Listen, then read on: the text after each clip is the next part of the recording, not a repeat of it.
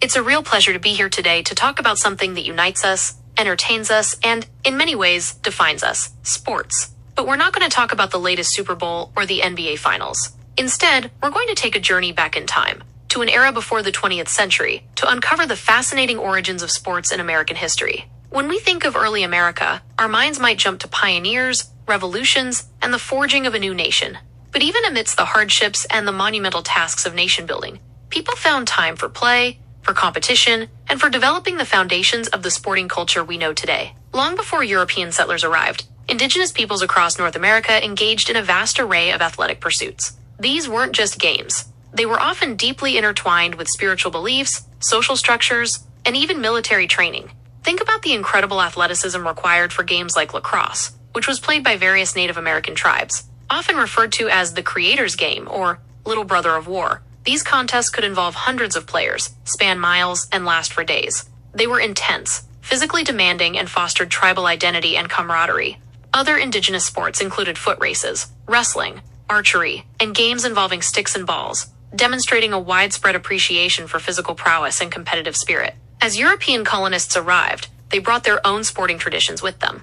Early colonial life was undoubtedly challenging, with an emphasis on survival and hard work. Yet, even in the nascent settlements, forms of recreation emerged. British colonists, for example, brought their love for horse racing, boxing, and various forms of informal ball games. In the southern colonies, particularly among the gentry, horse racing became a popular spectacle, reflecting a leisure class with the means to invest in thoroughbreds and organize elaborate events. These races weren't just about speed. They were social occasions, opportunities to wager, and displays of wealth and status. Boxing, though often brutal and unregulated by modern standards, also gained traction, especially among working-class men.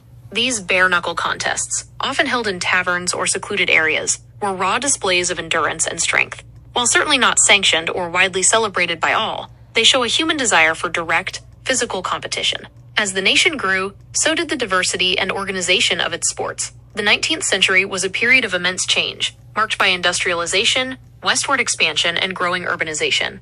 These societal shifts had a profound impact on how sports developed. With more people living in closer proximity in cities, and with the gradual increase in leisure time for some, organized sports began to take root. Baseball, the sport we now call America's pastime, really began to take shape in the mid-19th century.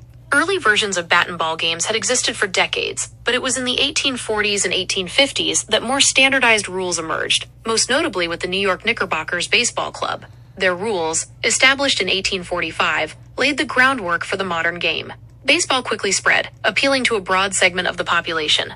Its appeal lay in its perceived gentlemanly nature, compared to the brutality of bare-knuckle boxing, and its strategic depth. By the time of the Civil War, baseball was being played by soldiers on both sides, demonstrating its widespread adoption and how it could provide a momentary escape from the grim realities of conflict. Rowing also gained significant popularity in the 19th century, particularly among colleges and universities. The first intercollegiate athletic event in American history wasn't a football game, but a rowing race between Harvard and Yale in 1852. This event marked a crucial turning point, signaling the birth of organized collegiate athletics and the concept of rivalries between institutions. Toward the end of the 19th century, other sports began to emerge and formalize. Football, with its roots in rugby and soccer, started to gain traction in colleges. Early football was a far cry from the highly structured and safety-conscious game we see today.